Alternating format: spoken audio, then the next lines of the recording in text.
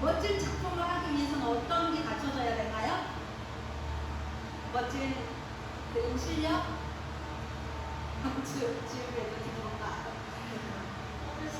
모르겠어요. 식사 공사를 하기 위해서는 뭘 잘해야 된다고 생각하죠? 요리를 잘해야 된다고 생각을 해요. 찬양팀을 하기 위해서는 뭘 갖춰야 된다고 생각하죠? 보통?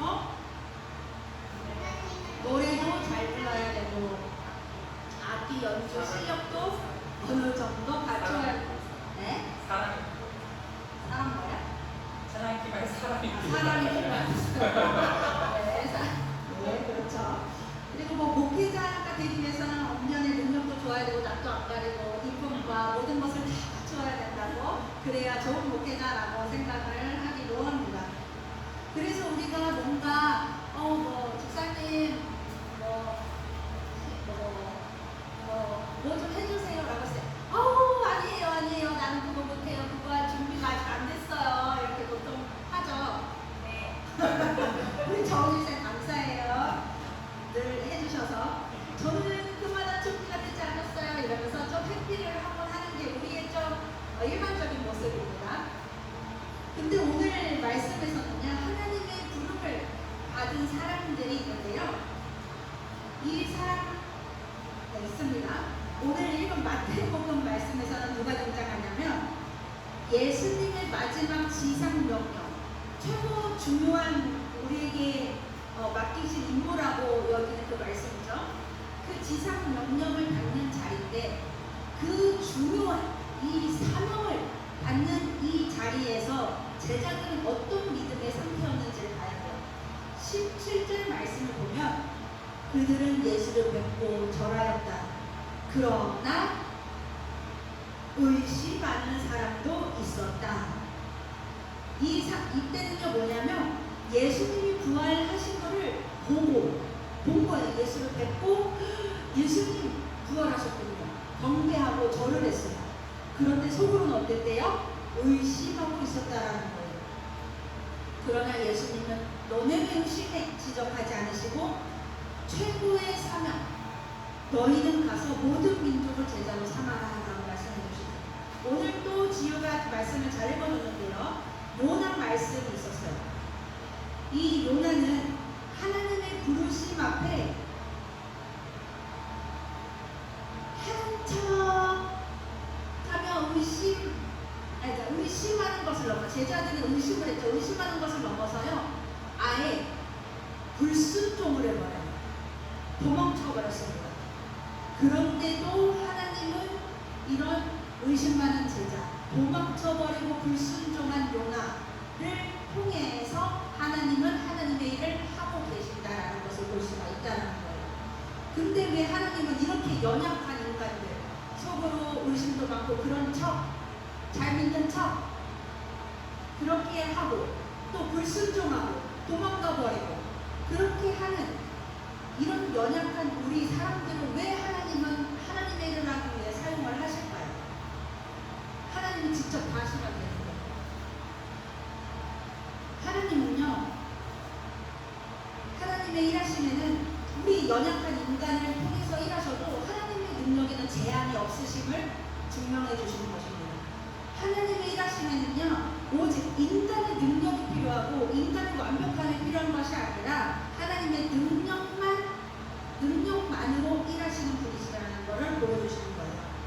우리의 완벽함이 중요하지 않다라는 것입니다. 우리 요 핵심을 기억하면서 오늘 말씀을 함께 나눠볼 것입니다. 요나 말씀 너무 잘 알죠? 2달 전에 주월이 선생님께서 또 말씀을 전해주는 본문이 또 요나였습니다. 지우질미 요나 알죠? 큰 물고기 뱃속에 들어갔다가 나온 요나 이야기 들어봤어요? 들어갔다 해야 돼. 왜냐하면 설교를 했었기 때문에. 요나 말씀, 오늘은 요나가 큰 물고기 뱃속에 들어있다가 하나님 살려주세요 하고서 물고기가 토해내서 밖으로 나온 그 상황 이후의 이야기입니다. 1절을 보면은 이렇게 적혀 있어요. 요나 3장 1절. 주님께서 또다시 요나에게 말씀하셨다 라고 기록되겠습니다. 또다시라는 건 뭐예요? 이미 말한 걸 또 말했다는 거예요. 근데 도망쳤어. 안 하겠대. 그러면 그러든지 말든지 해야 되는데 또다시 말했다라는 것은 하나님이 요나에게 시킨 일이 중요하다는 걸까요? 안 중요하다는 걸까요? 중요하다는 거예요. 이거는 또 도망가? 그럼 또다시 시킬 거야 라는 거를 말하는 거예요. 요나가 알았어요. 아, 하나님이 내가 도망치니까 목숨까지 끊어질 정도로 구렁텅이로 밀어넣으셨구나. 이거는 해야 되는 거구나. 그거는 깨달았어요. 그래서 하나님이 말한 어디로 갔죠? 니느웨로 갔습니다. 그 니느웨는 어떤 곳이라고 성경에 표현이 되어 있죠? 큰 성읍. 개역개정은 하나님 보시기에도 큰 성읍이라고 기록되어 있어요. 그래서 니느웨가 얼마나 크냐라는 것을 찾아봤을 때 니느웨 성읍이 이렇게 있으면 그 지름이 5km 정도 되는 거예요. 5km. 근데 5km 지름이면 정일사님 둘레는 몇인가요? 15km. 이야, 맞아요. 역시. 네, 15km 좀 넘는 그 둘레인 거예요. 근데 15km 정도면 사실은 성인이 하루에 걷고도 조금 그냥 여유있게 걸을 수 있는 키로예요. 그런데 말씀에서는 며칠 길을 가야 되는 성읍이라고 했죠? 3일이나 가야 되는 성읍인데 왜 이렇게 했을까? 그래서 많은 학자들이 분석하기로는 이 성읍만 말하는 것이 아니라 이 성읍 주변에 인구가 많이 분포되어 있는 그 도시까지를 니느웨로 보고서 말씀을 기록했다고 하는 거예요. 그러니까 그 성읍을 둘러싸고 지름이 아무튼 둘레가 계산했을 때 70km 이상 되는 너비의 그 도심까지를 말하는 거예요. 그 둘레를 말하는 겁니다. 근데 3일길을 걸어서 둘러볼 수 있는 니느웨를 오늘 며칠을 걸었다고 했죠? 네, 하루길을 걸었다라고 되어 있어요. 4절에 보면 요나는 그 성읍으로 가서 하루길을 걸으며 큰 소리로 외쳤다. 하루길을 걸어 다녔다라는 것은 무엇을 의미할까요? 그렇죠. 우리가 요나의 성품을 너무 잘 알잖아요. 사흘길을 막 열심히 다녀야 되는데 대충 걸어 다니는 거예요. 하기 싫어 죽겠잖아요, 요나는 지금. 그러니까 이제 불순종하는 하나님이 날 죽일 것 같고 하긴 해야 되겠고 그래서 그냥 터덜 걸어갔던 거예요. 그러면서 요나가 말한 메시지는 뭐예요? 그 니느웨 사람들에게? 40일만 그렇죠. 40일만 지나면 니느웨가 무너진다. 요 말만 하고 다녔던 거예요. 40일만 지나면 니느웨 무너진대 이러면서 돌아다녔던 거예요. 근데 놀랍게도 하나님은 40일이 지나면 니느웨가 무너진다는 말을 한 적 있을까요? 없어요.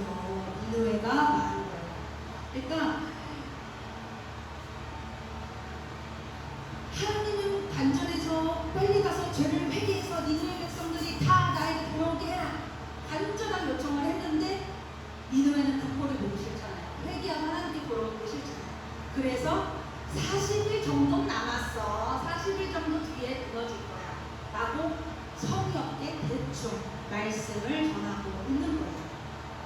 히브리어로는 딱 5단어로 말하고 있는 거예요. 그냥 마지못해 하고 있는 거예요.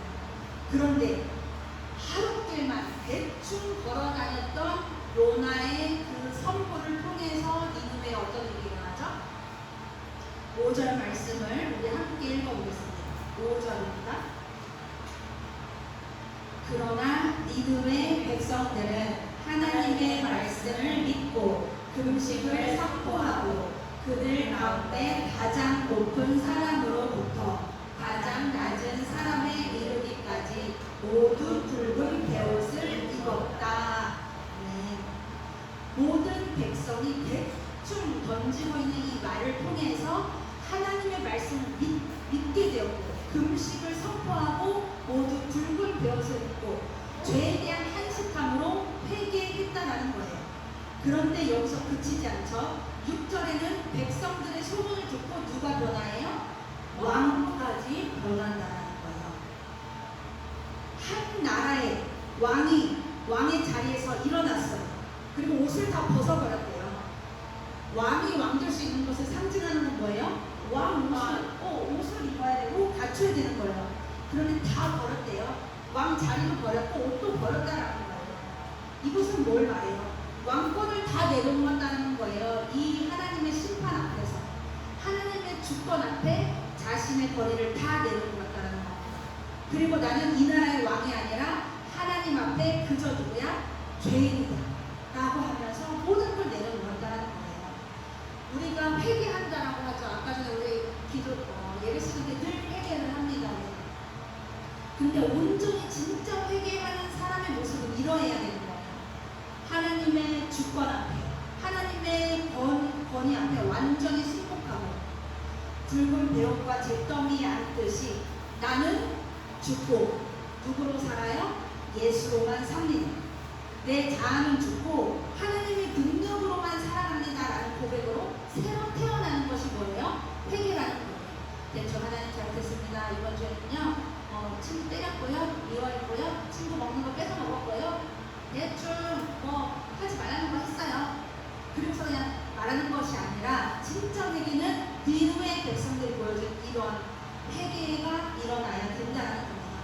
이 니느웨 백성부터 왕까지 회개 물결이 일어난 이 부흥의 역사가 우리 인생 가운데에도, 우리 교회 가운데에도, 우리 나라 가운데에도 일어나길 소망합니다. 이런 엄청난 회개의 역사가 어떻게 시작됐어요?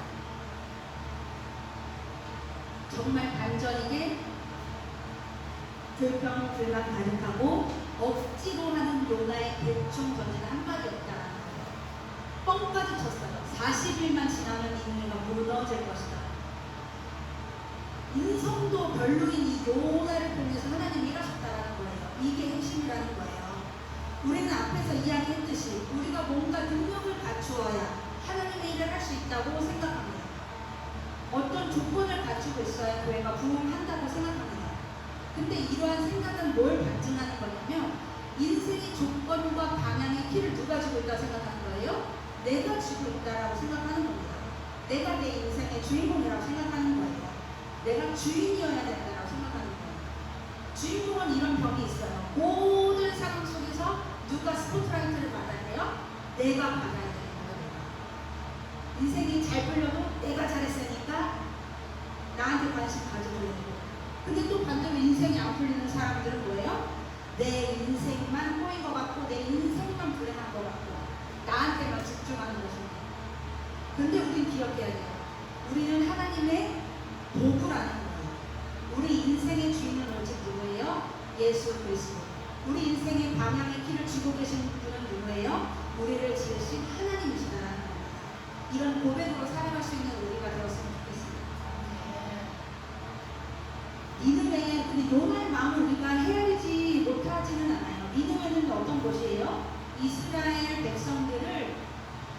이스라엘을 정복하고 고통을 준 나라입니다. 그러니까 우리 갔을 때도 저희 아버님이 일본 그냥 말만 들어도 나쁜 나라라고 하시잖아요. 그냥 그것처럼 어쩌면 그러니까 이스라엘 백성들에게 니느웨도 그런 나라였을 거예요. 그냥 듣기만 해도 치가 떨리는 그런 나라. 근데 요나를 그런 치가 떨리는 나라에 보내셨어요. 솔직히 하기 싫죠. 인간적인 마음으로. 근데 하나님은 요나를 사명자로 선택했다는 거예요. 왜 보내셨을까요? 이 요나서를 읽으면 니느웨 백성들을 구원하시고자 한 하나님의 마음을 보게 되는데, 저는 이번에는 이렇게 보이더라고요. 니느웨를 향한 원망과 미움으로 이 좁아져 있는 이 마음 때문에 고통받고 있는 요나를 보셨던 거예요. 좁은 마음으로 감옥에 갇혀 고통받고 있는 것은, 가장 고통받고 있는 건 요나였던 거예요. 나와 다르면 선거해야 되고, 내가 살아내기 위해서 다른 사람 배척해야 되고, 평균으로 누군가 정죄하며 살아가는 그 사람이 제일 감옥 속에 갇혀 있는 것입니다. 그 감옥 속에 갇혀 있는 요나를 하나님이 보실 거예요. 그래서 끔찍히도 가기 싫었던 그 니느웨로 보내셨다는 겁니다. 하나님은요, 니느웨도 사랑하시고 요나도 다 사랑하시는 그런 온 세상을, 모든 사람을 사랑으로 품으시는 분이십니다. 하나님은 모든 사람을 구원하시고 온 백성이 하나님께 나오기를 원하시는 분이라는 거예요. 니느웨 사람들, 내가 너를 통해 구원할 거야, 죄 회개하고 돌아오게 할 거야 라는 이 말은 너 말고 쟤네도 소중해 라는 말로 들릴 수도 있지만, 저들을 구원하고 싶은 이 간절한 마음도 알겠지. 근데 그만큼 사랑하는 게 너야, 너 요나야 라는 것을 전하고 싶으셨던 거예요. 요나 마음에 하나님에 대한 사랑이 결핍되어 있기 때문에 그걸 아시고 보내셨던 겁니다. 하나님은요, 우리에게 하나님의 사랑으로 충만하게 원하십니다. 그래서 계속 우리에게 사랑을 부어주십니다. 그리고 하나님의 마음을 알게 해주시는 겁니다. 그래서 하나님은 우리에게 무언가 사명을 주기 전에 어떤 작업을 먼저 하시냐? 하나님의 사랑을 먼저 우리에게 채워주신다는 거예요. 그리고 그 다음에, 그리고 나서 너희가 받은 그 사랑을 세상에 가서 전해라라고 요청을 하십니다. 오늘 말씀의 핵심은 마태복음 말씀이에요. 너희는 가서 모든 민족을 제자로 삼아서 내가 너희에게 명령한 모든 것을 그들에게 가르쳐 지키게 하여라. 이것이 우리가 살아가는 유일한 이유이고 하나님께 받은 유일한 사명입니다. 이것이 우리가 이 땅에서 꼭 해나가야 하는 일이라는 겁니다. 다른 것, 좋은 직장, 돈 많이 버는 것, 어떠한 직업을 갖는 것은 이 명령을 지키기 위한 도구일 뿐이라는 거예요. 우리는 여전히 의심 많고 연약하지만 하나님께서 약속하셨죠. 내가 세상 끝날까지 너희와 함께 있을 것이다. 불안하고 불안정하고 연약한 우리를 세상에 보내시면서 약속하십니다. 내가 너희와 함께 있을 것이다. 이번 한 주도 하늘과 땅의 모든 권세를 가지신 주님께서 우리와 함께 하신다는 이 말씀 붙들고 우리의 부족함, 우리의 연약함, 우리의 나약함 다치지 마시고 모든 영혼을 사랑하시는 하나님 마음의 합한 자로 살아내는 이번 한 주가 되기를 소망합니다.